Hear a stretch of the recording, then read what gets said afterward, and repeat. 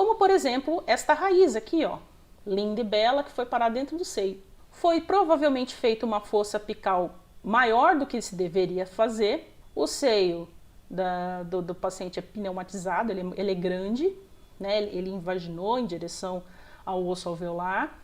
E pouco osso, muita intrusão. Olha onde foi parar a raiz. As raízes que sofrem mais esse problema, né, gente, deslocamento de raiz, normalmente são os 4 últimos dentes posteriores superiores, ou seja, os dentes que normalmente têm um contato aí com o seio maxilar. O canino é mais difícil, mas os prés e os molares, né, o canino, o primeiro pré e tal, é mais difícil. Mas, canino, os primeiros prés, mas os molares costumam dar problema, principalmente porque eles têm 3 raízes e a raiz palatina, se você não tomar cuidado na hora que você estiver fazendo os movimentos com o fórceps, ela tende a fraturar, porque na frente a gente tem 2 raízes, o apoio, apesar de ser 2 raízes finas, costuma ser um pouco maior. Atrás só tem a raiz palatina, então quando você incide a mesma força nas duas, normalmente a parte mais fraca cede. Então, normalmente, a palatina ela acaba cedendo. Que é chato pra caramba, né? Seria muito melhor se cedesse a vestibular. Porque vestibular você consegue visualizar melhor. Muito mais fácil do que você visualizar a palatina. Por isso que tá aí uma coisa que é interessante. É uma coisa que eu faço, que aprendi com um professor de bucomaxilo, quando eu estava na faculdade, que é o seguinte. Incidir a força na hora que você estiver fazendo luxação. Hoje eu faço pouca luxação com forceps, eu uso muito alavanca, mas quando você vai fazer a luxação, faça mais luxação, faça um poder de força maior quando você estiver indo para vestibular. Por quê? Se fraturar vestibular, é muito mais fácil de você remover, está mais próximo à visualização do que a palatina, tá? Fica mais fácil, mais acessível. O uso de força apical com alavanca reta em alto índice de ocorrência nesse problema. Né, principalmente nessa região. Então, você vai fazer uma extração na região de seio, toma esse cuidado. Evita botar muita força apical. Tenta fazer mais forças nas laterais, forças de alavanca. Vai fazendo devagarzinho, aumentando a frequência para que vá soltando os ligamentos periodontais. A gente tem que lembrar lá do básico. O dente é grudado no osso pelos ligamentos periodontais. No movimento de luxação, você está fazendo o quê? Rompendo essas fibras. Então, não precisa você fazer tudo de uma vez. Vai fazendo devagarzinho, aumenta a frequência e a intensidade, e com isso você vai rompendo mais as fibras, e daqui a pouco quando você vê o dente, puff, o dente pula. Qual que é a conduta quando isso aqui acontece? Ah, meu Deus, deslocou lá para o seio, o que eu tenho que fazer? Primeiro você deve verificar o tamanho da raiz, certo? Se for uma raiz desse tamanho, quer dizer, toda a raiz, vai ser mais difícil de você conseguir remover nessa forma que a gente vai mostrar aqui. Mas um pedacinho de raiz, 2, 3 milímetros, né, é um pouco mais fácil. Outra coisa, é muito importante que para fazer isso que a gente vai mostrar agora, não tenha infecção no local. Tá? Por quê? A infecção apical, infecção desse dente que você for remover, pode causar uma sinusite maxilar. E é uma coisa bem grave. Então, se houver infecção, você já vai fazer a outra técnica que a gente vai falar aqui. Mas primeiro, se não tem infecção, é um pequeno pedaço de raiz, é possível você conseguir removê-lo dessa forma.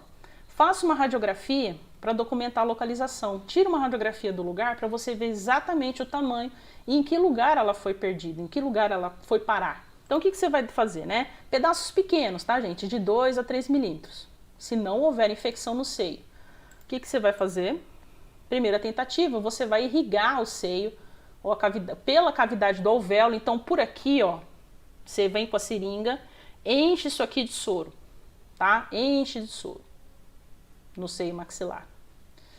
E aí você vem com a cânula de sucção, confirme, né? Tirando uma nova radiografia, né? Você vem com a cânula de sucção e entra dentro do alvéolo para sugar aquele soro que você colocou. Algumas vezes, quando a intrusão é pequena e ela permanece ali na região do osso alveolar, você consegue sugar ela junto com o soro. Ela vem junto com o soro, ela faz o mesmo caminho que ela foi, ela faz o caminho de volta. E aí você tira uma radiografia para ter certeza, né, que saiu tudo.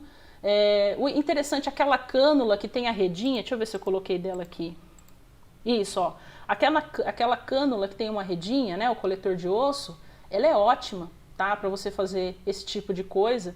Eu não tenho muitas na clínica, mas eu tenho algumas. Você compra na dental, deixa aí 2, 3, você pode usar da outra normal durante a cirurgia. Ah, aconteceu um problema desse.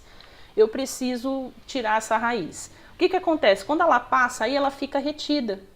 Então você consegue ver se você conseguiu ou não remover aquele pedacinho da raiz. Confirme, caso não consiga removê-la, nenhum procedimento cirúrgico deve ser realizado. A raiz deve ser sepultada no seio, normalmente, e o ápice vai fibrosar lá dentro e vai ficar. Na fibrose, ele vai estabilizar, vai ficar naquela região, não vai nem sofrer reabsorção, nem sofrer infecção, vai ficar ali, entendeu? Como se fosse de alimento, tivesse nascido ali.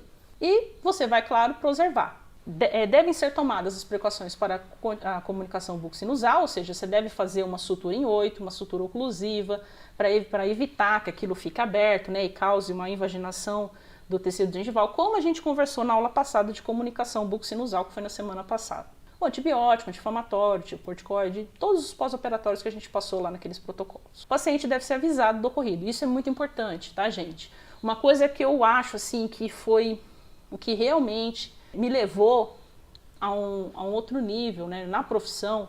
Graças a Deus a minha agenda não fica vazia, né? Mas é ser honesto, o mais honesto possível com o paciente. Coisas ruins acontecem. Ninguém queria que aquela raiz fosse parar lá no seio. Mas se ela parar lá no seio, e mesmo você sabendo que não vai ter problema nenhum, você não falar para o seu paciente, você está sendo desonesto. Entendeu? E isso, com certeza, eu acredito nisso, tá? Eu não sei o que vocês acreditam, mas eu acredito nisso. Quando a gente é desonesto, a desonestidade volta pra gente de alguma forma. Ou esse paciente vai descobrir em outro dentista que tem uma raiz presa no seio e pode até te processar, porque afinal foi você que executou a cirurgia, como também pode voltar de outra forma, enfim. Mas eu acho que quanto mais honesto a gente é com o nosso paciente, mais a gente tem de ter sucesso. Não é proibido falhar. A falha acontece, a gente está fazendo uma cirurgia num ser humano, a gente não está arrumando um carro, tá? Você não está consertando uma geladeira em que aquela peça, você troca aquela peça e vai funcionar perfeitamente. Não é assim que funciona com o ser humano. Intercorrências acontecem, mas quando você é franco, fala assim, ó, durante a cirurgia aconteceu isso, você não precisa ficar preocupado, nós vamos tirando radiografias, eu vou acompanhar você.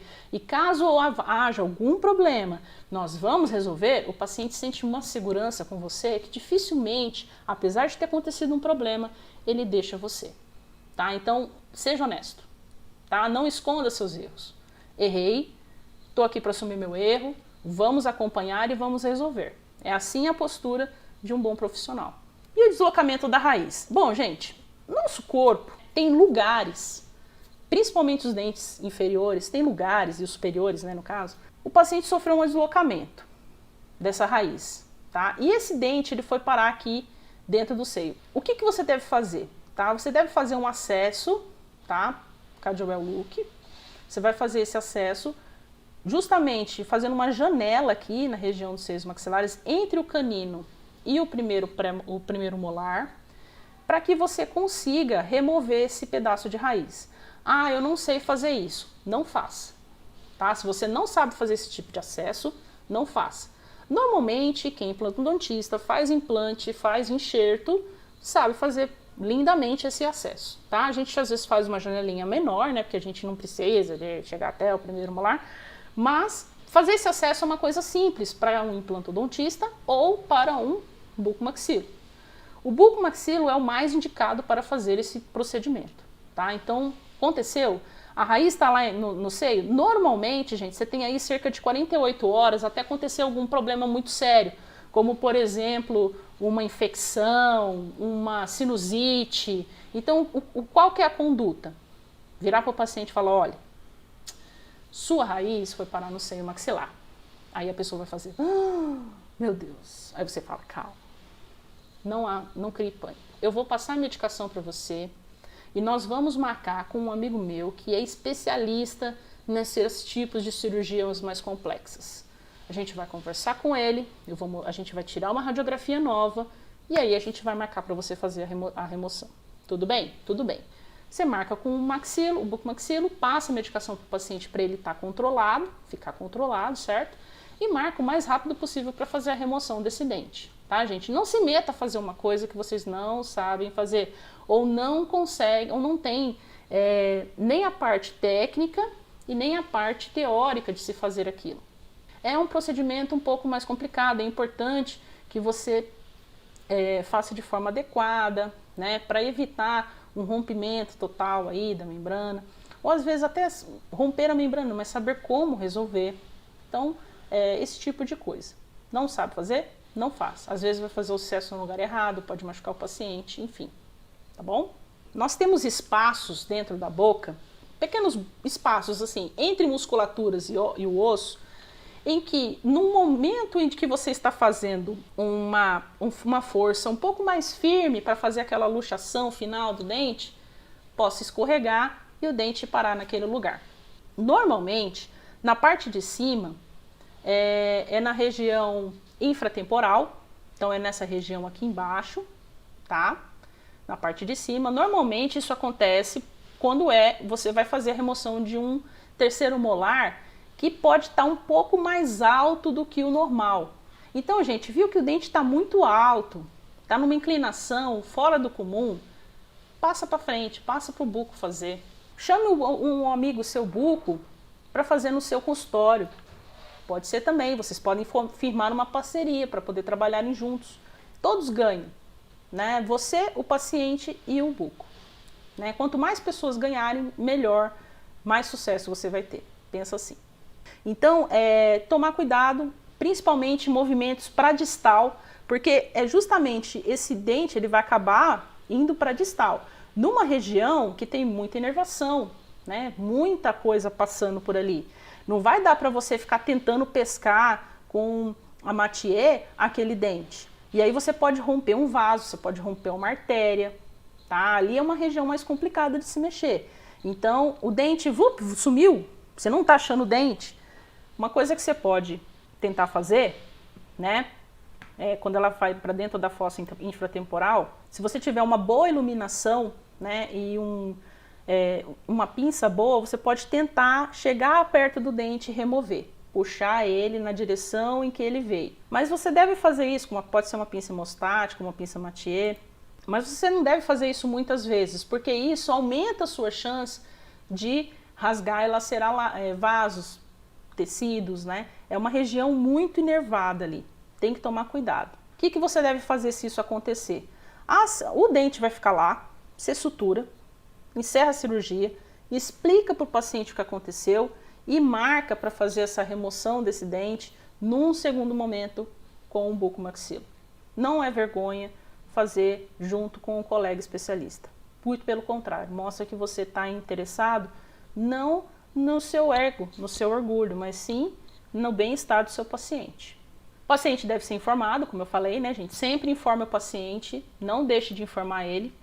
Antibióticos devem ser administrados para ajudar a diminuir a possibilidade de infecção. Uma rotina de cuidados pós-operatórios deverá ser providenciada, né? Evitar abrir muito a boca, a forma de dormir, o ideal é que não fique dormindo nessa região, né? Pressionando essa região para não aumentar o deslocamento, entre outras coisas. Mas é importante que tentou uma vez, não conseguiu remover, esquece, gente, não fica tentando porque é uma região perigosa. Durante o tempo inicial de cicatrização, o que vai acontecer? Você vai marcar no segundo momento. Nesse segundo momento, aquele dente ele vai começar a sofrer um processo de fibrosamento, ou seja, ao redor daquele dente vai ser encapsulado uma cápsula de fibras mesmo, né? E ele vai ficar estável, facilitando assim que o buco chegue naquela região e faça a remoção do dente.